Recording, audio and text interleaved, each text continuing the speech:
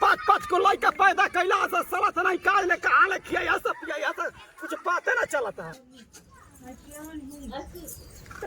चलो चलो देख ले अब न मार दादा आइला हूं जाता हूं दीदिया किया जाता हूं। हां चलो चलो खिलाया चलो पाँच को तो पैदा कइए देला से धर आई रे तनी रे पाकी में कोण घुस गए धार बुढ़वा के ना जबरदस्त ले चले हाय रे तू नटंकी करबे बुढ़वा की छोड़ के हम जाई। ओय हो माय आय हो माय आय हो माय यो अपन बहिनिया नियन भइलिया काहे दादा। अब तू कौन नियर बड़े बुढ़वा बता तू। हम ना जानी कि मैं के मैं उहे कुकुरे पीलिए माटी बोले नहीं यार अभी खीस तो पर उठावा या सवारी यार उठावा ना बुढ़वा तोड़ ना आई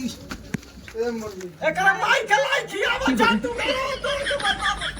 बताओ ये माई कार कर अरे काय हम का कोई अभी तक फोन नहीं था बा बनी एगो हो गोल बना नु शादी के लिए हम का कोई झाड़ी फूट के वहीं ले बैठल बनी क्या भई इनका है ना अरे लइके न होई मिठाई न खइबे हम क्या गई हां तक टेंशन मत ले सारा तू तक तो मिठाई के फिर लो आइए गो हां हां भैया करे बोल अरे अइला जा अरे ना मर्द हम हो तो कहीं नहीं इंतजार करत करत हम हो अपन भतीजा के हम देखल चाहतनी आवल चाहतनी एकदम अच्छा अच्छा बहुत जल्दी आई कौन हो का भइल माने भइल की लड़की भइल बिया ना ला लइका भइला हां लइका भइला ओहो आ कौन हां मिठाई लिया दे तो 5 किलो अरे बांट दिए गांव में आसावेला नहीं लिए मतलब के साली एगो आवतारी हां ठीक है बा हम लिया जब तू पहले तो लोग आवलो ना पहले शहर और सब होई जांगाना में मैं व्यवस्था हम करा देता नहीं। अरे बाबूजी ना अइला हमने लिया कोकरा के अरे अभी कहां आइल बाड़न वो त एकदम जानते बाड़े वो एकदम वो नहीं वो परेशान अभी कभी तक ना आइलन का हम कहीं। अरे जाके कम से कम तोर बहरिया देखेला कहां बाड़न ने आवत नहीं खनु रस्ती हमें। अरे चलो ठीक बा हम जाके देखतनी हम का कहीं हम तो कहीं ले बैठल ही बानी माथा भइल खराब। चल चल ठीक बा हमन ये का करो तो बाबू अब जिम्मेवारी घर के ऊपर हो जाला कबो को टेंशन हो जाला यार। अच्छा टेंशन मत ले लेकिन घर ले बन जाना तरे आवत तरी हमार साली वड़िंग का पसंद जाना तरे है सुन ना जान तरे बड़ी पसंद का करते रहे जब मारो में जो खनी नु फूल हमारा को मरली नु एक बार ऐसा खिले लगा हमारा को मरली फूल है कदो मरवा में ना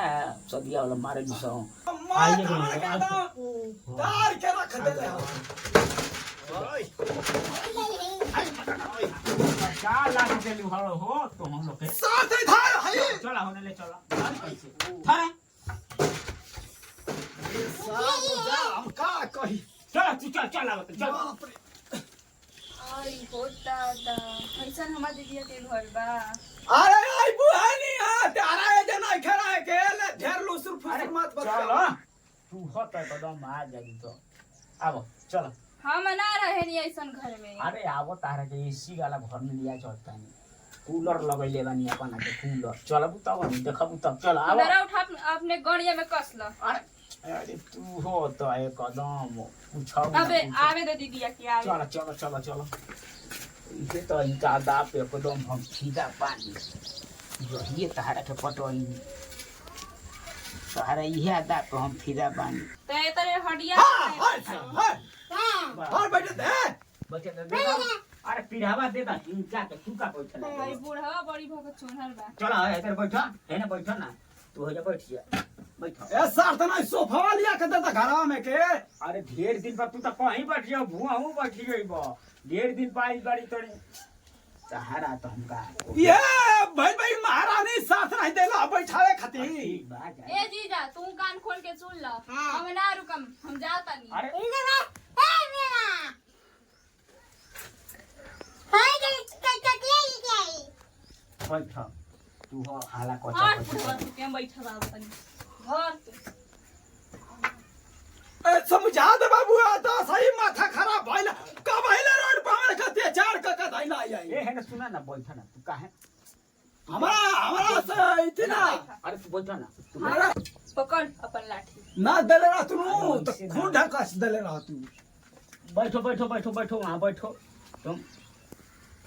तू हो तो एकदम फना जालू तू हो आवते घरी में पता का ना कहाँ। बताई रास्ता पर बुढ़वा ना हमर कपार खाता इधर। अरे छोड़ा जाए तो बूढ़ा पूरा नहीं बना तारा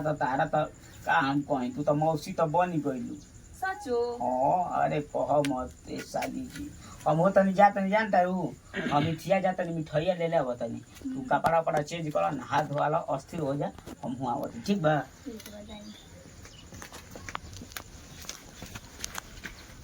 का बताए कितना बढ़िया बानी अपने बाबूजी के पास से छीन के पीड़ा लेनी है बैठे के।